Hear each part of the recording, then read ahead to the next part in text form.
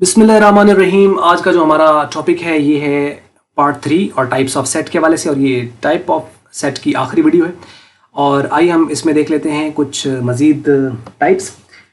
तो अब ये बेस कर रही हैं कम से कम 2 सेट इसके लिए हों तो तब आप इसको देख सकते हैं। यानी कुछ ऐसे टाइप्स होती हैं जो खाली एक सेट दिया गया हो तो हम उसका नाम देख सकते हैं, जैसा कि नल सेट हो गया, जैसा कि सिंगलटन सेट हो गया, जैसे फाइनाइट हो गया, जैसे इनफाइनाइट हो गया। कुछ सेट ऐसे होते हैं जो पेयर्स में दिए गए हों, 2 दिए गए हों या 3 दिए गए हों या उससे ज़्यादा दिए गए हों, तो फिर हम उसको कुछ टाइप को डिफाइन कर पाते हैं। वो सिंगल की बेस पर हम नहीं बता सकते। यानी एक ही सेट दिया और उसको बताया जाए तो बताओ जी यूनिवर्सल है या नहीं है, तो हम कैसे बताएं? एक यूनिवर्सल होता है, उसका किसी के साथ रिलेशन है तो हम बता सकते हैं।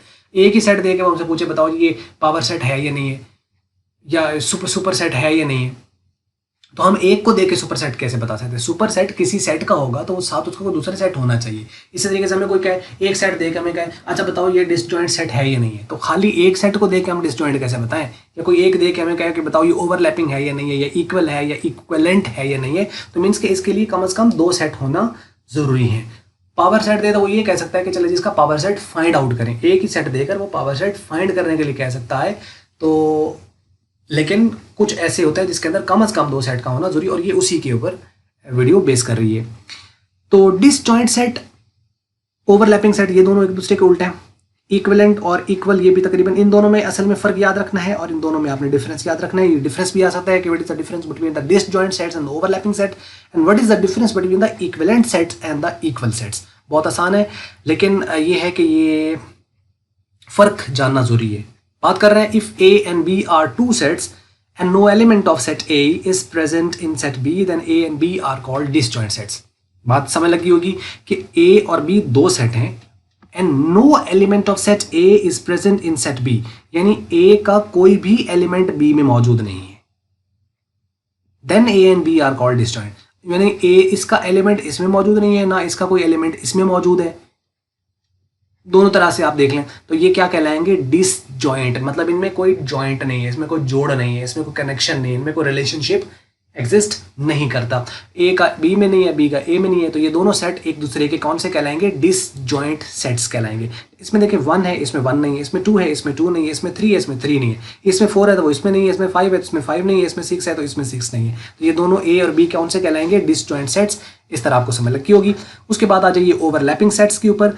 अब इसमें देखें वो कहता है if some but not all, ये बहुत इंपॉर्टेंट है, not all element of set A are present in set B, then these sets will be called overlapping sets। e.g. For example के तौर पर जैसे कि A सेट आपके पास है 1 2 3 6 और इसमें B है 1 2 3 4 5। इसमें आपके पास जो है वो A सेट जो एलिमेंट दिया हुआ है उसमें एलिमेंट 1 2 और 3 है और 6 है, और इसमें भी 1 2 3 तक दिए हुए हैं, आगे चलें 4 5 है। इसका एक एलिमेंट इसमें नहीं है, इस वजह से हम इसको कहेंगे कि ये क्या कहलाएंगे? ओवरलैपिंग सेट्स कहलाएंगे। यानी ओवरलैपिंग के अंदर क्या होता है कि आपके पास पर्टिकुलर ये एक सेट दिया हुआ है, इसके सारे एलिमेंट अगर इसमें मौजूद हुए तो फिर तो वो क्या कहलाएगा? उसका सबसेट बन जाएगा। क्या ये ए इसका अभी सबसेट है बी का? ए बी का सबसेट नहीं, इसलिए नहीं है क्योंकि इसका ये 6 जो एलिमेंट है वो इसमें नहीं है। और सबसेट की डेफिनेशन ये होती है कि अगर किसी एक सेट के एलिमेंट सारे के सारे इस दूसरे सेट में मौजूद हो तो तब वो उसका सबसेट होता है। तो ये इसका सबसेट नहीं है, ये इसका सबसेट नहीं है। तो क्या ये ओवरलैपिंग है? हाँ ओवरलैपिंग है। तो ये बात आपको समझ लगी होगी। अच्छा देखें कि जो ओवरलैपिंग सेट होते हैं वो सबसेट नहीं होता, उसका सबसेट नहीं होता। तो क्या जो सबसेट होता है वो ओवरलैपिंग होते हैं? हाँ वो ओवरलैपिंग होते हैं, क्योंकि उनके एक के तो मैच कर रहे हैं ना, ओवरलैप तो कर रहे हैं उसके अंदर। तो हर आपका जो सबसेट है वो ओवरलैपिंग है, लेकिन हर ओवरलैपिंग उसका सबसेट नहीं हो सकता।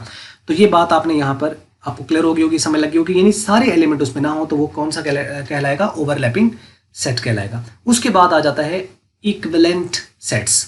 2 sets A and B are said to be equivalent if their cardinal number is same। cardinal number mean cardinality, यानी नंबर ऑफ एलिमेंट।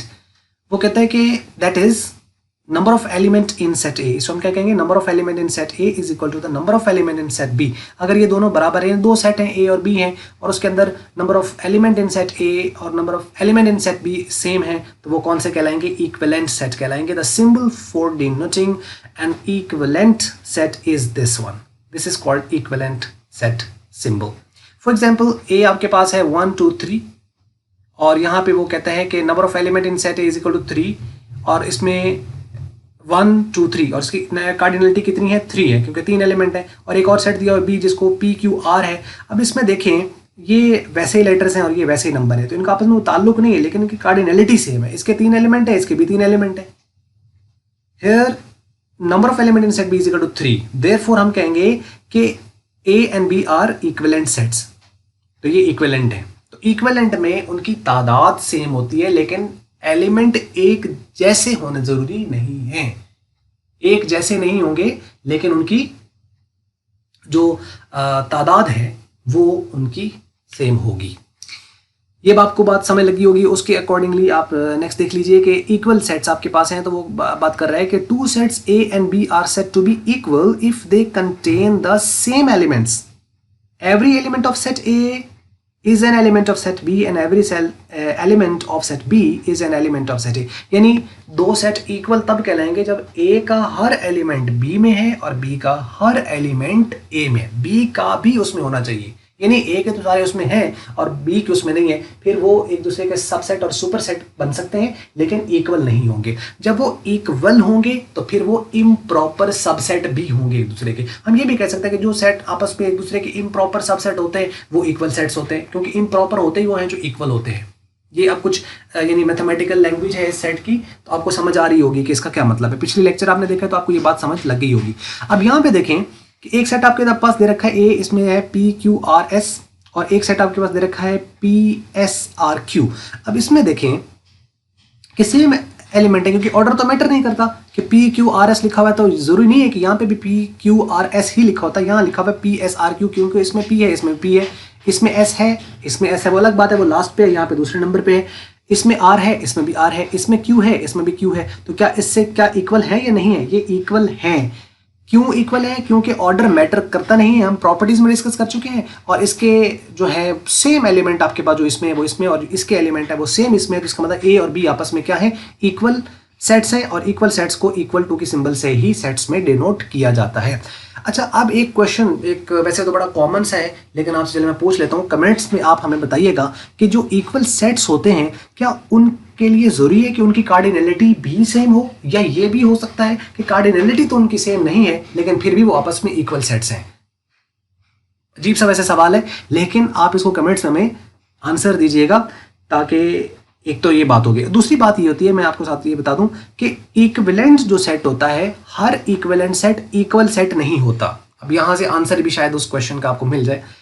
और हर इक्वल सेट जो होता है वो इक्विवेलेंट होता है। हर इक्वल सेट इक्विवेलेंट होता है, लेकिन हर इक्विवेलेंट इक्वल नहीं होता। यही अगर आपको लाइन समझ लगी तो आपको वो जो मैंने क्वेश्चन किया है तो शायद उसका आंसर फौरन से माइंड में आ जाएगा, पिक कर लेंगे आप।